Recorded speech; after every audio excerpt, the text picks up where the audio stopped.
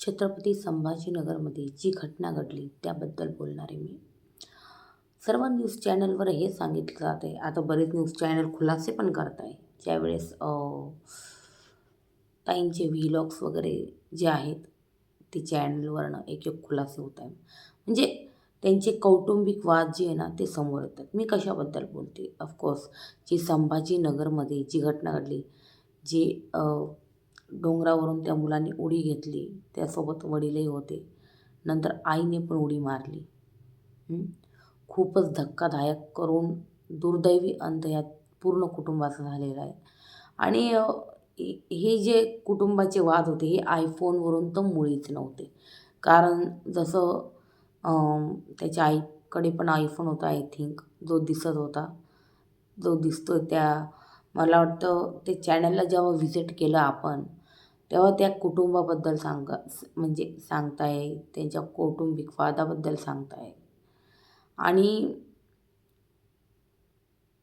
मुलाचे आणि वडिलांचे म्हणजे दोघांचं नातं बिलकुल चांगलं नव्हतं. दोघांच्या म्हणजे नात्यात खूप जास्त दुरावा आला होता. जे ना त्यांच्या व्हिडिओच्या माध्यमातून अगदी व्यवस्थित समजतं आहे, या गोष्टी कळत आहे, नाही का? आणि वडिलांचे आणि मुलाचे जे वाद होते, आणि हे वाद कधीपासून होते, तर हे वाद जवळजवळ 5 ते 6 वर्षापूर्वी त्याच मुलाचा कुणालचा मोठा भाऊ कुणाल चांदगुडेचा मोठा भाऊ आय थिंक 2021मध्ये वगैरे वारला तो. आणि त्यानंतर या कुटुंबात कलह चालू झाले. आणि मला वाटतं जी कुणालची आत्या आहे त्यांचा हस्तक्षेप, असं त्यांनी त्यांच्या व्लॉगमध्ये मेन्शन केलेले बोलल्या आहेत त्या, की जास्त हस्तक्षेप किंवा मग त्यांनी कुटुंबाशी भांडणं किंवा मग कुणालच्या आईशी भांडणं, जे नेहमीच असतं आपलं, म्हणजे आत्याचं वगैरे किंवा मग काकाचा आत्यांचा ऐकून यांच्याशी भांडणं किंवा मग काही गोष्टी. इवन त्यांनी तर एका शॉर्टमध्ये खुलासाही केला आहे काहीतरी, की प्रॉपर्टी वगैरे जी आहे त्यांची, जी आत्याला दिली, जी त्यांनी खुलासा केला जो एकतर्फी. हे असे काही कौटुंबिक वाद होते यांचे. त्यामुळे हे टोकाचं पाऊल याने उचललं. तो डिप्रेशनमध्ये होता हे दिसतंय. इवन असा पण खुलासा एक झालेला आहे का 1 वर्षापूर्वी याच डोंगरावर तो जीव द्यायला गेला होता. त्यावेळेससुद्धा त्याला आय थिंक ग्रामस्थांनी का पोलिसांनी समजवून उमजवून खाली आणलं होतं. आणि अजून एक मला एक गोष्ट असं वाटते आहे, म्हणजे तसं तर त्यांनी त्यांच्या चॅनलमध्ये बहुतेक गोष्टी सांगितल्या आहे. आणि एक सांगू, त्या चॅनलवर एक दिसतं आहे की मुलाचा आणि आईचा बॉन्ड खूप स्ट्रॉंग होता. खूप जास्त जवळ कुणाल जो आहे त्याच्या आईच्या जवळ होता. आईच्या जवळ पण मुलगा जास्त होता. आणि हजबंडबद्दल तर त्या बोलतच होत्या त्या गोष्टी, की ते त्यांचं ऐकून यांना त्रास देतात किंवा मग यांना बोलतात किंवा मग यांच्याशी भांडतात. इवन त्यांनी मारण्याचाही एका शॉर्टमध्ये खुलासा केला आहे, की बाई हात उचलतात, मुलावर हात उचलतात किंवा मग बायकावर हात उचलतात अशी लोकं, असं ते क्रॉस बोलून त्यांनी बहुतेक गोष्टी ज्या आहे ना त्याच्यामध्ये सांगण्याचा प्रयत्न केला. तो कौटुंबिक कलह जो आहे ना तो यामागचं सर्वात मेन कारण आहे. आणि ते जे 5-6 वर्षात होणारी ती भांडणं रोजची, आणि त्यानंतर भांडणं होत असल्यामुळे हे जे ते गाडीवरच राहू लागले कुणालचे वडील. आणि आय थिंक 2-3 दिवसापूर्वीच ते आले होते. आणि मग यांच्यामध्ये ते वाद चालू झाले. ते वाद का चालू झाले तर आयफोनचे हफ्ते जे ते बाउन्स झाले होते. आणि यांचे काहीतरी वाद होते, जसं मी बोलले कौटुंबिक. अजून काहीतरी वाद होते ज्यामुळे कदाचित वडिलांना या गोष्टी खटकल्या असतील. कदाचित यांनी बोलणं बंद केलं असेल किंवा काही या गोष्टी घडत असतात कुटुंबामध्ये, नातेवाईकांमध्ये या गोष्टी घडत असतात. आणि सांगू का, ज्यावेळेस तुम्ही लग्न करतात, एक जबाबदारी उचलतात बायकोची, मुलाची, तेव्हा तुमच्याकडं ती मोठी जबाबदारी असते की मुलाला शिकवायचं आहे, मुलाला पायावर उभं करायचं आहे किंवा मग त्यांना त्या गोष्टी पुरवायच्या आहे. आणि जर जसं त्यांनी ते तिथं मेन्शन केलं की बाई त्यांची प्रॉपर्टी बहिणीच्या नावावर वगैरे केली वगैरे बऱ्याच गोष्टी अशा त्यांनी बोलल्या आहेत. जर या सगळ्या गोष्टींमध्ये काही जर सत्य असेल तर कदाचित त्यामुळे पण ही जी भांडणं आहे ना इतकी जास्त असतील किंवा काय या सगळ्या गोष्टी असू शकतात. कारण तिथं जेव्हा घाटी रुग्णालयात त्यांचे मृतदेह नेण्यात आले तिथं वेगवेगळे खुलासे जे नातेवाईकांकडनं करण्यात आले. त्यामध्ये याही बऱ्याच गोष्टी होत्या आणि यांनी जे त्यांच्या चॅनलवर तुम्ही जाऊन बघू शकता. I think Sangeeta Patil vlogs म्हणून चॅनल आहे. तुम्ही यूट्यूबवर जा, शॉर्ट्स हे पहा आणि मला वाटतं हेही बघा तुम्ही. नाही का, वेट अ सेकंड. त्यांनी भरपूर असे खुलासे जे आहेत ना ते केलेले आहेत.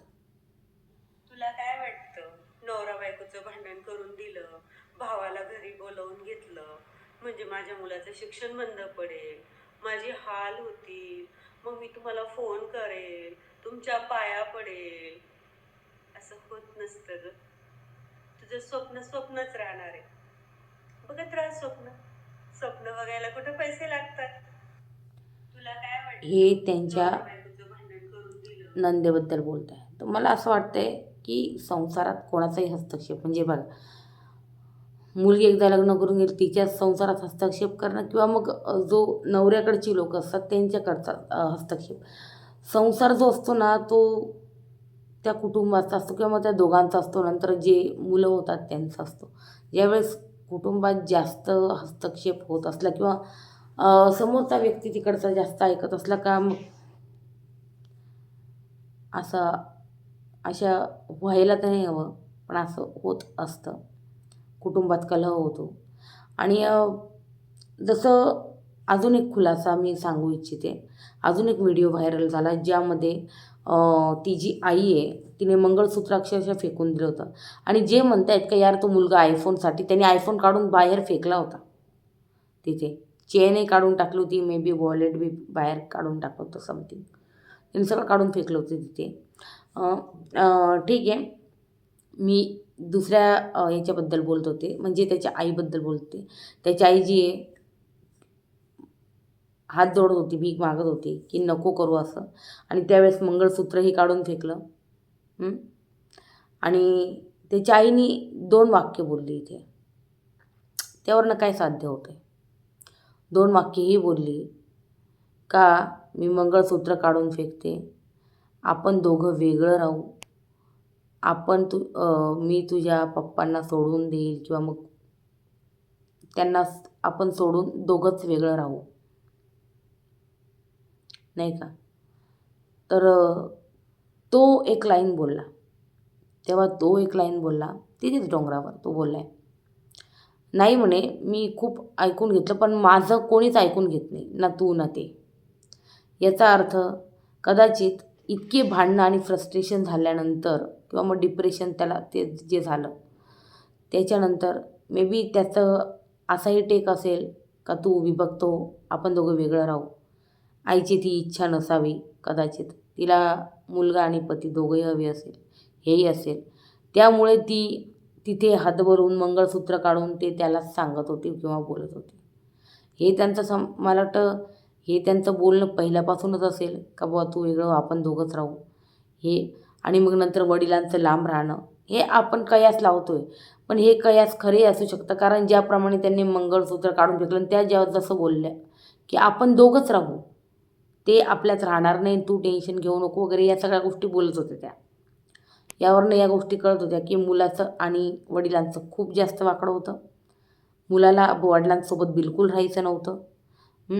आणि जसे यूट्यूबवर त्यांचे व्हिडिओ आहे ते पण बहुतेक जास्त करून त्या हजबंडच्या विरोधातच आहे किंवा मग हजबंड त्यांच्या बाजूनी असतात किंवा बोलतात त्यांच्या नंदेच्या XYZ. तर मग त्याचं हे म्हणणं असावं मुलाचं की आपण का हे नेहमी नेहमी वाद करत असतो, का हे नेहमी नेहमीची भांडणं, आणि मग त्याचं आपण विभक्त वेगळे राहू. आणि मी सांगू इच्छिते यार यांचं यूट्यूब चॅनल चांगलं म्हणजे व्ह्यूज चांगले त्याच्यावर. मे बी त्यांचं चॅनल मॉनिटाईज्ड आहे असेल आणि त्याही थोडंफार कमवत असेल. फुलने फुलाची पाकळी त्यांना मिळत असेल यूट्यूबवर. कारण 28 ते 30,000 सबस्क्रायबर्स आहे त्यांचे, माहिती आहे. त्याच्यामुळे मग चांगलं यूट्यूब चॅनल होतं ताईंचं. आणि ताई बरेच गोष्टी सांगायच्या, उखाणे वगैरे सांगायच्या, व्लॉग्स बनवायच्या डेली, त्यांच्या डॉगीची कशी काळजी घ्यायची त्या सगळ्या गोष्टी सांगायच्या. आणि हे असं जे नातेवाईकांचं असतं ते इवन ते त्यांच्या मुलाचा आणि त्यांचा बॉन्ड शेअर करतात, तो खूप छान वाटतो. की तो मुलगा क्लासवरनं आल्यावर सगळं शेअर करायचा आईशी, कॉलेजवरनं वगैरे आल्यावर सगळं शेअर करायचा. सकाळी चहा सोबत दोघं घ्यायचे, चहा टोस्ट बसताना सोबत खायचे आणि बोलायच्या सगळ्या गोष्टी. सो हे एक बॉन्ड जे आहे ना ते एकदम चांगलं होतं, एकदम स्ट्रॉंग होतं. बट आय थिंक त्या मुलाची हीच मागणी असावी की आई आपण दोघंच राहू. आणि हे मला वाटतं तो जवळजवळ चांगले 2 ते 3 वर्षापासून बोलत असावा. पण आईने कदाचित मनावर घेतलं नाही. आईला वाटलं नसेल कदाचित, आईला पण काय माहिती तो इतकं टोकाचं पाऊल उचलेल आणि त्यामधनं हे इतकी मोठी घटना घडून म्हणजे होऊन जाईल. तर आईलाही याची काही आयडिया नाही. पण कसं आहे, आपण स्त्री असतो ना, आपण स्त्रिया सहनशील असतो. मग ते आपण आईबापाचाही सहन करतो लग्नाच्या आधी. म्हणजे आईचा नाही पण वडिलांचा धाक वगैरे सगळ्या गोष्टी, किंवा मग मोठ्या भावाचा धाक, लग्न झाल्यावर पतीचं. पण मुलंही तेच गोष्टी ऐकतील किंवा समजतील त्या गोष्टींनी. आत्ताची जनरेशन खूप वेगळी आहे. आत्ताची जनरेशन जास्त करून सहन करत नाही. सगळ्यात महत्त्वाचं म्हणजे खूप काही मुलं खरोखरच सहन करत नाही. सो आणि त्याला मला वाटतं ते एक असतं ना, ते मनामध्ये ते सगळ्या गोष्टी भरल्या होत्या त्याच्या. त्याचं मन गच्च झालं होतं पूर्णपणे. उठून गेलं होतं सगळ्या गोष्टीतनं. आणि जसं सांगितलं की तो 1 वर्षापूर्वी आला होता. मग मला वाटतं त्याच्या आईने तेव्हाच काहीतरी पाऊल उचललं असतं, तर आज मायलेकच जिवंत असते, नाही का. खरंच मी सांगू का, तुम्हाला एखाद्या नात्यात इतका प्रॉब्लेम होत असेल ना, विभक्त होऊन जा. पण हे मग अशी अंत व्हायला नको ना, नाही का. जीवन खूप छान आहे, जीवन खूप अमूल्य आहे. त्याचा असा कौटुंबिक वादातून किंवा कोणत्याही गोष्टीतनं असं संपून जाऊ नये ना, असं वाटतं. बाकी तुम्हाला काय वाटतं, नाही का. कौटुंबिक वाद हे एक मोठं कारण होतं. आयफोनचे हप्ते बाउन्स झाले, वडिलांनी भरला नाही. कदाचित तो मुलगा, मी तुम्हाला सांगू इच्छिते, तो मुलगा खूप स्कॉलर, खूप हुशार होता. त्या मुलाला 10वीला 85 ते 95 काहीतरी टक्के होते आणि तो नीटचीही तयारी करत होता. सो वादामध्ये असंही झालं असेल की वडिलांनी माघार घेतली असेल का मी काही पैसे वगैरे भरणार नाही, असे. हे बघा, वाद जेव्हा होता ना, वाद कोणत्या टोकाला जातात ते कोणीच काही सांगू शकत नाही. आणि मग समोरचा व्यक्ती कोणती गोष्ट डोक्यात टेन्शन भरून घेतो ना, सांगता येत नाही. त्याच्यामुळे ना खूप विचार करून बोलावं लागतं, माहिती आहे का. आजकाल ही खूप मोठी तफावत झालेली आहे की खूप विचार करून आजकालच्या जनरेशनच्या मुलांशी कनेक्टेड व्हावं लागतं, नाही का. ते रागाच्या भरात बोलले असतील असं की बुवा मी नाही देणार पैसे किंवा काय. ते भांडणात बोलून जातं माणूस. भांडणांमध्ये माणूस खूप काही बोलून जातं. पण प्रत्येक गोष्टीवर अंमल करता असं नाही. आज ना उद्या कदाचित त्यांना काही ना काही वाटलं असतं. मुलाने खरोखरच खूप टोकाचं पाऊल उचललं. त्यामध्ये वडील वाचवायला गेले. आय थिंक त्या प्रॉब्लेम काय माहिती आहे का, त्याचा सर्वात जास्त राग वडिलांवर होता. आणि वडील जोपर्यंत खाली होते तोपर्यंत त्यांनी उडी नव्हती मारली किंवा मग त्यांनी विचार नव्हता केला. तो कन्व्हिन्स पण होत होता. तसं तिथले सरपंच सांगताय, मुलगा कन्व्हिन्स होत होता. पण जसे साधारण 12:30 पाऊणला वरती त्याचे वडील आले आणि ते त्या दोघांमध्ये संभाषण चालू झालं. वडील डायरेक्ट जवळ गेले. मला वाटतं हे जवळ जाणं चुकीचं होतं. तो कन्व्हिन्स होत होता.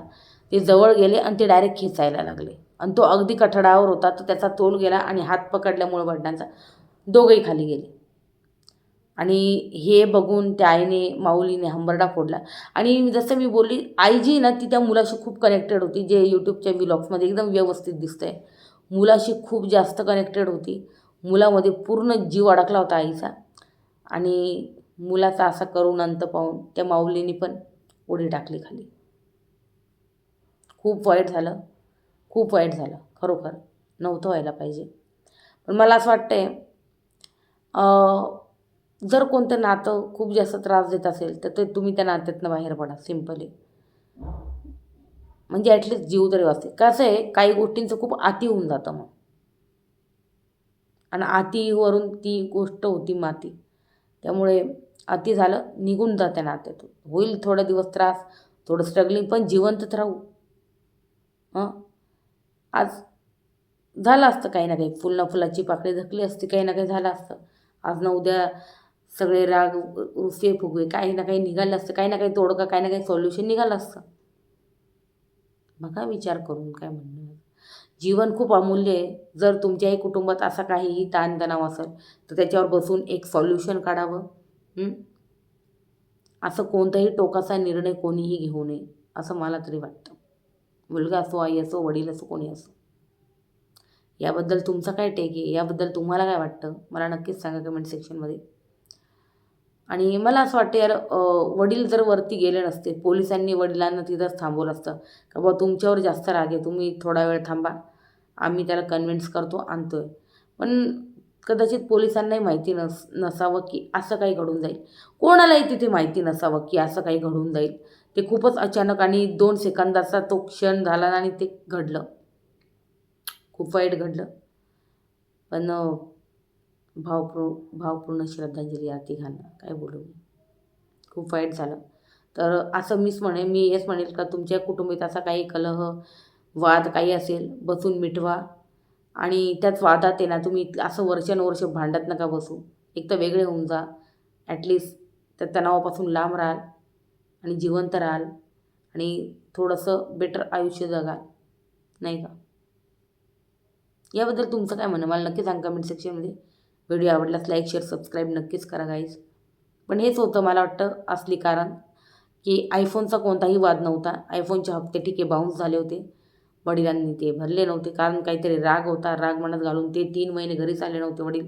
तर ते आता 2-3 दिवसापूर्वी आले आणि या सगळ्या गोष्टी घडल्यात.